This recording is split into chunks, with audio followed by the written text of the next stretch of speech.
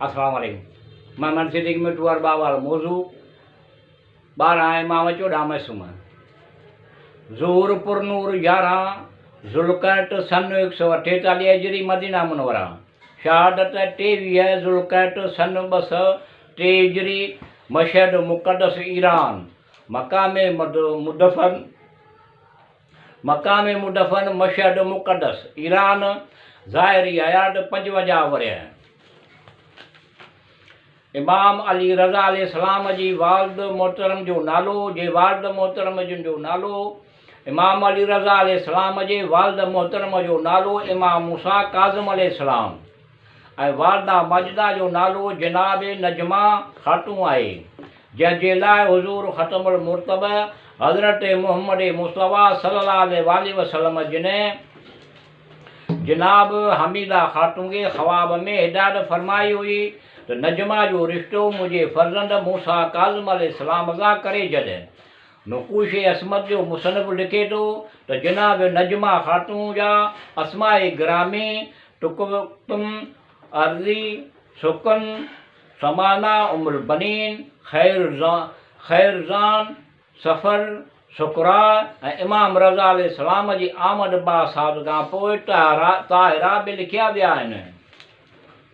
सिलसिले इमामत जी 8 वारिस इमाम अली रज़ा अलैहिस्सलाम जिन जी आमद बासादत 11 ज़ुल्क़ैत सन 148 हिजरी ते जुमे जे ॾींहुं मदीने मुनव्वरा में इमाम मूसा काज़िम जे घर जनाब उमुल बनीन जी मुबारक हज में ॾे जिन तारीख़दाननि संदन आमद बासादत जी तारीख़ 11 ज़ुल्हज 153 हिजरी भी लिखियो आहे। संदन वालिदा माजिदा जनाब उमुल बनी फरमाईंदियूं त जेसी ताईं इमाम अली रज़ा अलैहिस्सलाम मुंहिंजे शिकम में हो तेसी ताईं मूं ते अमल जा आसार नुमाया न थिया। आउं अक्सर निड में तस्बीह ऐं तहलील जा आवाज़ ॿुधंदी हुअसि।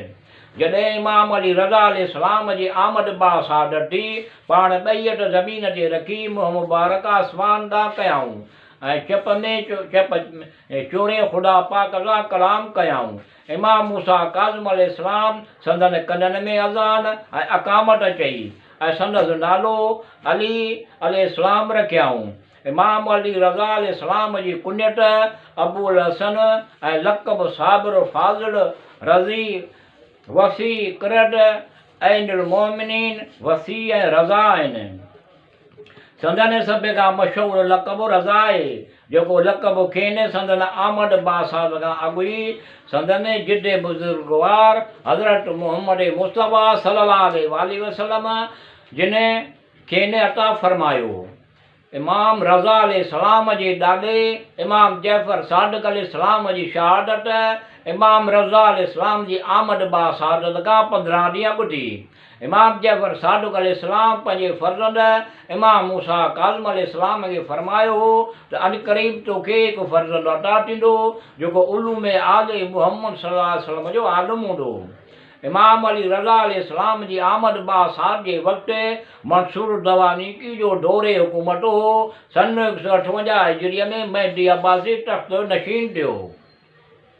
सन 169 हिजरीअ में हादी इक़्तिदार संभालियो ऐं सन 170 हिजरीअ में हारून रशीद जी हुकूमत जो आगाज़ थियो। इमाम रज़ा अलैहिस्सलाम उन सभिनी ज़ालिम हुक्मराननि जी हुकूमत जा दौर पंहिंजे अखियुनि सां ॾिठा। 183 हिजरीअ में संदन वालिद माजिद इमाम मूसा काज़िम अलैहिस्सलाम जे तवील क़ैद दौरान शहादत थी त उन इमामत जी ज़िम्मेवारीअ संदन कुल्हनि ते आई। 14 सितारे जो मुसनफ़ लिखे थो त इमाम मूसा काज़िम अलैहिस्सलाम पंहिंजे क़ैद वारे ज़माने खां अॻु ई हिकु वसियतनामो लिखी इमाम रज़ा अलैहिस्सलाम जी वसायत ऐं इमामत जो ऐलान फरमाए छॾियो ऐं मदीने में औलाद अली अलैहिस्सलाम ऐं फ़ातिमा अलैहिस्सलाम मां 17 मुमताज़ माण्हुनि खे गॾु करे उन्हनि खे पंहिंजे उन वसियत खां आगाह करे मदीने जे 60 माण्हुनि खां वसियत ते गवाह तौरु सहियूं बि करायूं हुयूं। इमाम मूसा काज़िम अलैहिस्सलाम जी शहादत खां पोइ 10 साल हारून रशीद जी हुकूमत रही जहिड़ी तरह हू इमाम मूसा काज़िम अलैहिस्सलाम जे वजूद खे बर्दाश्त न करे सघियो, अहिड़ी तरह हिन जे लाइ इमाम अली रज़ा अलैहिस्सलाम जे वजूद खे बर्दाश्त करण बि मुमकिन न हो। पर जीअं त इमाम मूसा काज़िम अलैहिस्सलाम जिन जे क़ैद खाने में शहादत सबबे हुकूमत खे वॾी बदनामी ऐं अवामी नफ़रत खे मुंहुं ॾियणो पियो हो, उन करे इमाम अली रज़ा अलैहिस्सलाम जिन जे ख़िलाफ़ खुलियल नमूने का बि कार्रवाई न कई वई। पर अंदरूनी तरह इमाम अली रज़ा अलैहिस्सलाम जिन खे सताइण में का बि कमी न छॾी वई।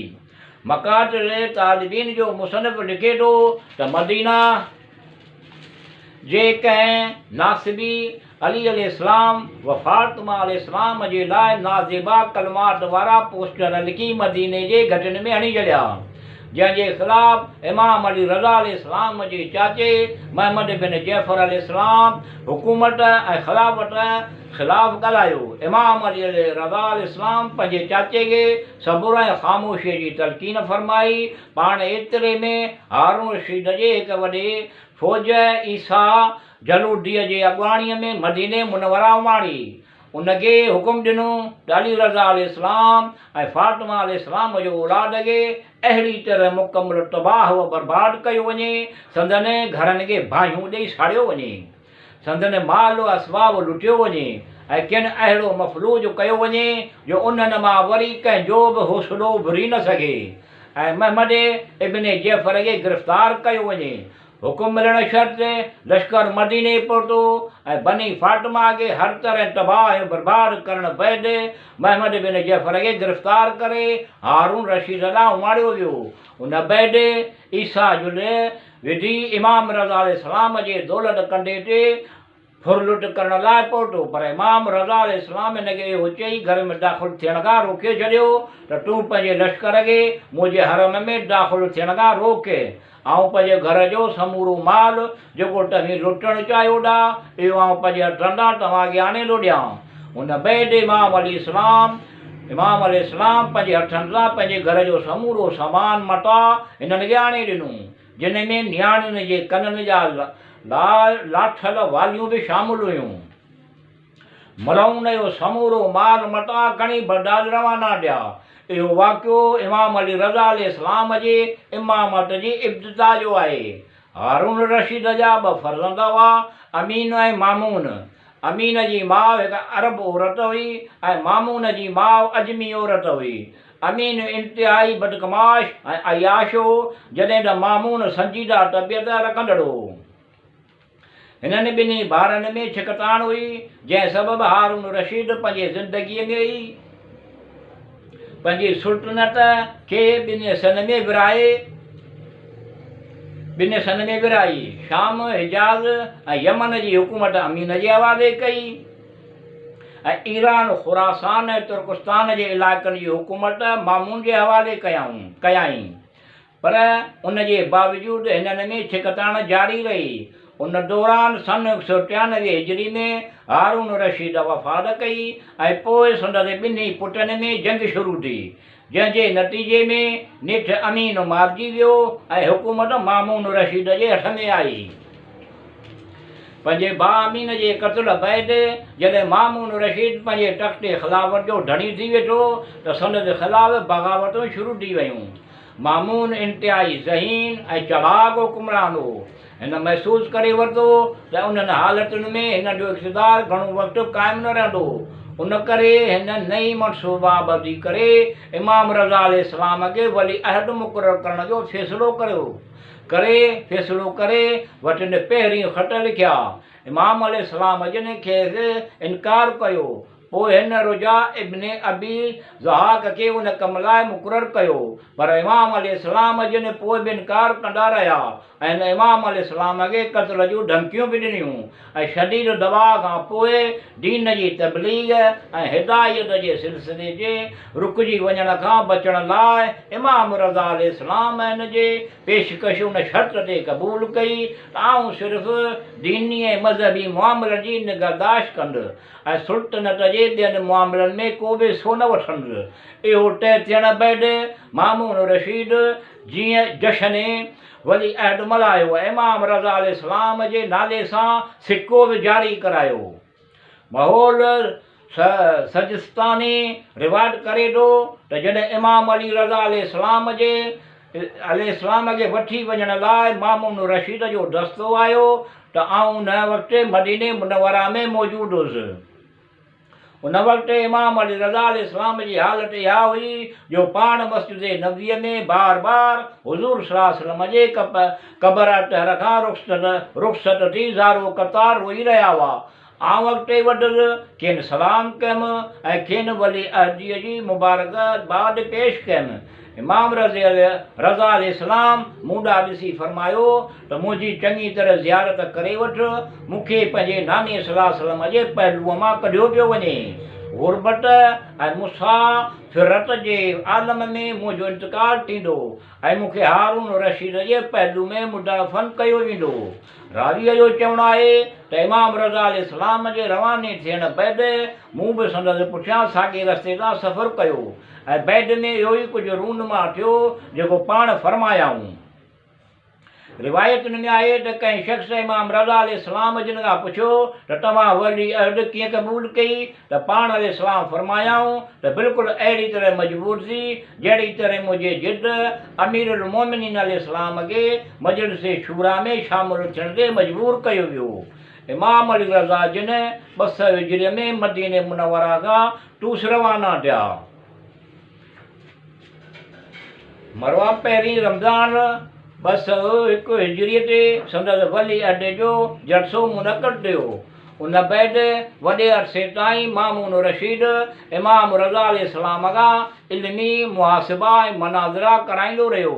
जॾहिं 202 हिजरीअ में हिन इराक़ जो सफ़रु करण जो फ़ैसिलो कयो त हिन इमाम अली रज़ा जे मञींदड़नि जूं दिलियूं साफ़ करण ऐं ख़ुरूज जे इल्मनि खे बुलंद थियण खां रोकण लाइ पंहिंजे हिकमत अमलीअ ते अमल कंदे पंहिंजी धीअ उम्मे हबीब जो अक़द इमाम अली रज़ा अलैहिस्सलाम सां कराए छॾियो। 14 सितारे जो मनसब किताबे जन्नातुल ख़ुलूद जे हवाले सां लिखे थो त हिन उम्मे हबीब जो निकाह इमाम रज़ा अलैहिस्सलाम सां करायो पर खेसि संदसि तसरफ़ में न ॾिनो वियो। इमाम रज़ा अलैहिस्सलाम जिन वली अहदीअ जे बावजूदि दुनिया तरफ़ माइल न थिया ऐं माण्हुनि वटि संदन एतिराम इज़त में ॾींहों ॾींहुं वाधारो थींदो रहियो। मामून केतिरनि ई मुख़बरनि जे आलमनि सां इमाम रज़ा अलैहिस्सलाम जिन जा मुबाहिसा ऐं मुनाज़िरा कराया पर उहे सभु आजिज़ थी इमाम अलैहिस्सलाम जे अदब जा मुतरफ़ थी इहो चवण ते मजबूर थींदा हुआ त ख़िलाफ़त जे क़ाबिल इमाम अलैहिस्सलाम जी ज़ात आहे। अहिड़ियूं केतिरियूं ॻाल्हियूं बि वाक़िया रूनमा पिया जिन मामून रशीद जे दिलि में मौजूदु हसद ऐं अदावत खे वेतर वधाए छॾियो ऐं हू इमाम अलैहिस्सलाम जे क़त्ल बाबति सोचणु लॻो।